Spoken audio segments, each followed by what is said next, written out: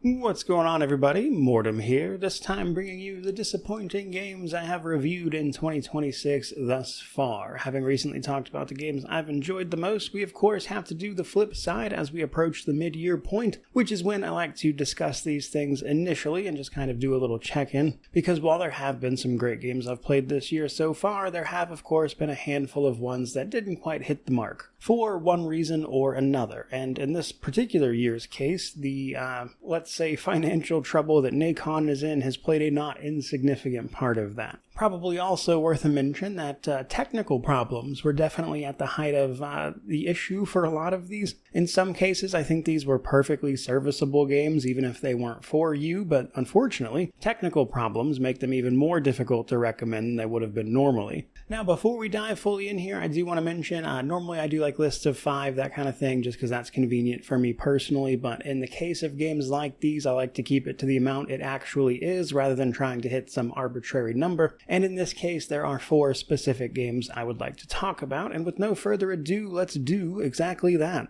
Starting with High on Life 2. High on Life 1 was a raunchy, but very funny, first-person shooter, just kind of making fun of tropes in video games as a whole, and it was a really enjoyable experience. A lot of that was well done, even if it was a sort of compact little game, and because that kind of thing is admittedly much of my own sense of humor, I was actually pretty excited for High on Life 2, and in some ways it was enjoyable. There are gameplay elements and things they added that I thought were engaging and interesting, but unfortunately at the time in which I played it, which was back at the sort of middle of February, it was riddled with bugs. The bugs were just awful, and it was a pretty bad experience specifically because of that. Crashes, this like weird screen tearing thing that wouldn't stop happening, potential softlocks, or just general bugs you could run into, all of which played a role and just really drug down the entire thing. Now, I have heard some of the more recent patches, here about 3 months and some change later, have finally started to get this game into a better state that is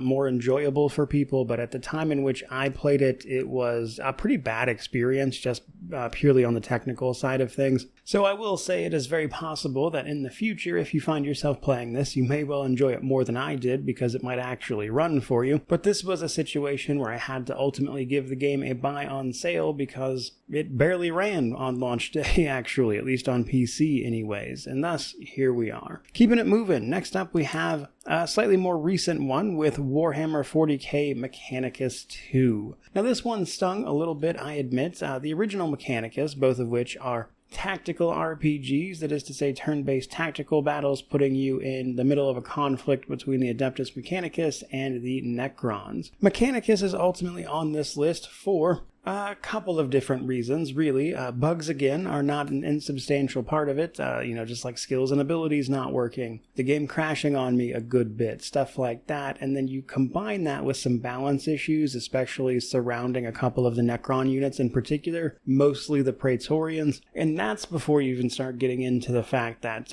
they kind of, I would say, switched up some major mechanics from the original game, where you would like customize and mod out tech priests to be very individualized. Here you have hero characters that are then leading troops of more generic troops and accompanying units, that kind of thing. And you just have a situation where the result of all that is that it just didn't quite hit the highs of the original game that I was hoping for, even if some of it is better in terms of like presentation and the like. Now, I do think there is a world in which this game gets a few patches, it runs better, they work on the balance a little bit, and then it's a perfectly serviceable tactical RPG, even if it isn't quite what I wanted from a sequel. However, with this game's more recent release, being like just a week and a half ago, I believe, it was off to a bit of a disappointing opening, I would say, for sure. Which is obviously why I gave it a buy on sale. Keeping it moving, next up we have the other 2 that are more interesting in the sense that some of the situations surrounding them and my disappointment with them has to do with Nacon, a company facing some recent financial troubles I don't want to get into the details and bog down this video with, but it's a prevailing factor. starting with Greedfall 2, or Greedfall the Dying World if you prefer. Unfortunately, the last game produced by the developer Spiders, as they closed down shortly after this game's release because of Nacon's financial troubles. Now, I made this very clear in the video, but my review for The Dying World was basically that under normal circumstances, I would have given it a buy on sale. However, with the situation around Nacon and the fact that Spiders almost certainly wasn't going to be able to give this game post-launch support, and that was before we knew they were closing, I simply had to not recommend the game. It just wasn't good enough to warrant that risk. As much as I've enjoyed Spiders' work and wanted to see them thrive, I still have a job to do at the end of the day. And while the other stuff didn't bother me as much personally, it's worth a mention that Greedfall the Dying World has a substantially different combat system than the more action-oriented one from the original game, and anytime you make a really big switch like that, there's just going to be a group of people who simply do not enjoy it. And then of course you combine that with bugs and problems that are inevitably going to arise with the launch of any game these days, and the fact that with Spiders closed down, that's almost certainly not going to get any support in the long term, meaning that who knows when or if those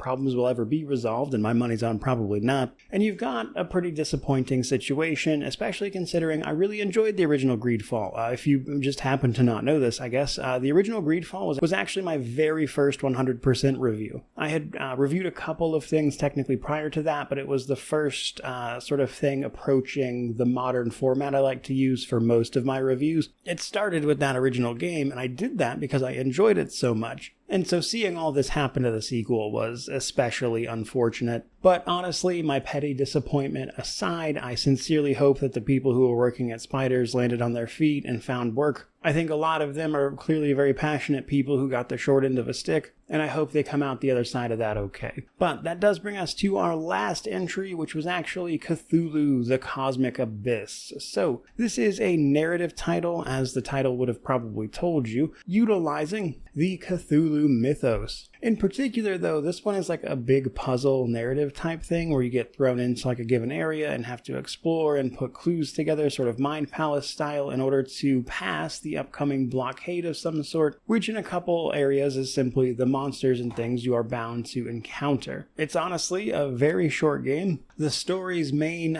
twist, if you will, is something that you'll see coming a mile away, probably from like the very first couple of opening minutes, and I'm not even kidding, because they introduced this AI companion app thing that is helping you do a lot of this research, and it doesn't take hundreds of hours of research into the Cthulhu mythos to understand that it's about the fear of the unknown and mental degradation in the face of all of these unknowable horrors, to see exactly where that twist is going. Which means the big story thing that it tries to do at the end of the game is underwhelming, to say the very least. It also has a habit of like showing you all of the Cthulhu mythos monsters, which is fun in some cases, like with the deep one you encounter. However, later on, these entities are a little more, let's say, static and unmoving, which kind of takes away some of the fear that it's trying to instill in you under normal circumstances. And so you just have this situation where, like, I think the game they were trying to make here is fine, but it's just not something that lives up to its potential or what you would want from the overall concept. And that's before you get into the running theme of this video, which was the bugs and other problems that the game definitely has. And you have a situation where there are parts of this that are okay and enjoyable, but as a whole, it's just not a really like compelling experience, and it's the kind of thing that you could pick up for cheap and play over a weekend and have an okay enough time.